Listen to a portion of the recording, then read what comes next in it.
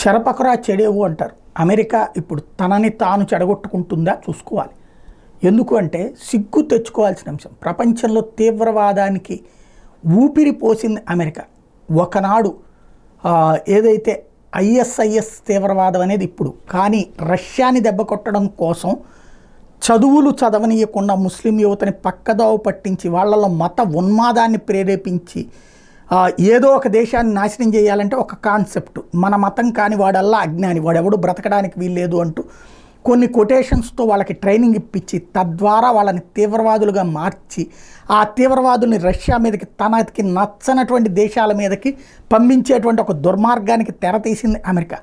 రష్యాను దెబ్బతీయడం కోసం పాకిస్తాన్కి డబ్బులు ఇచ్చి చేసినటువంటి ఈ ఘాతుక పర్యవసానం రష్యా దెబ్బతిన్నమాట వాస్తవం. ఆఫ్ఘనిస్తాన్ అనే తాలిబాన్లు వెళ్ళి రష్యాతో గొడవ పెట్టుకోవడం వల్ల యుఎస్ఎస్ఆర్ కాస్త రష్యాగా మారిపోయి అమెరికాకి పోటీ పోయినటువంటి మాట వాస్తవం. కానీ ఆ ఒక ఉన్మాదాన్ని, ఒక పుండుని రగిలిస్తే ఆ పుండు తర్వాత అలా పెరిగి పెద్దదవుతుంది కానీ ఆగిపోదు. దానికి సజీవమైనటువంటి సాక్ష్యం ప్రస్తుతం జరుగుతున్నటువంటి యాక్టివిటీ. ఇప్పుడు ఏం జరుగుతోంది? పుండు పెరిగి పెద్దదై పతాకానికి చేరుతోంది.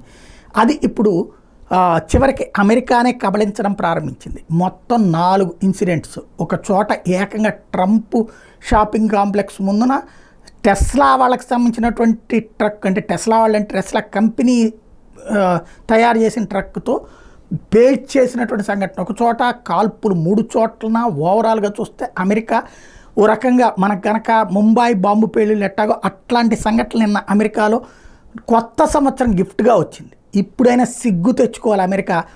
మత తీవ్రవాదం అనేది లేదు, అది కేవలం ఆర్ఎస్ఎస్ ఉన్న చోట జరుగుతుంది, లేకపోతే హిందువులు ఉన్న చోట జరుగుతుంది అనే పనికి మాలినటువంటి దిక్కుమాలిన స్టేట్మెంట్లు ఇవ్వడం మానేసి మత ఉన్మాదం అన్నటువంటిది, ఎక్కడైతే ఇస్లామిక్ టెర్రరిజం ఏదైతే ప్రపంచాన్ని ఇస్లామిక్ దేశంగా మార్చాలి, ఖలీఫా రాజ్యంగా మార్చాలని కోరుకునేటటువంటి ఐఎస్ఐఎస్లు, దీన్దార్ అంజుమన్లు, అల్ఖైదాలు, ఇట్లాంటి తీవ్రవాద సంస్థలు ఏదైనా సరే, జైషే మహమ్మద్ అయినా ఇట్లాంటివన్నీ కూడా పక్కా తీవ్రవాద సంస్థలను గుర్తుపెట్టుకుని కొట్టాల్సినటువంటి అవసరం ఉంది. ప్రపంచంలో ఎక్కడ మత తీవ్రవాదం ఉన్నా వెంటాడి వేటాడి తేల్చాల్సినటువంటిది కాస్త దాన్ని నెత్తిన పెట్టుకున్న పాపానికి అమెరికా ఇప్పుడు శిక్ష అనుభవిస్తోంది.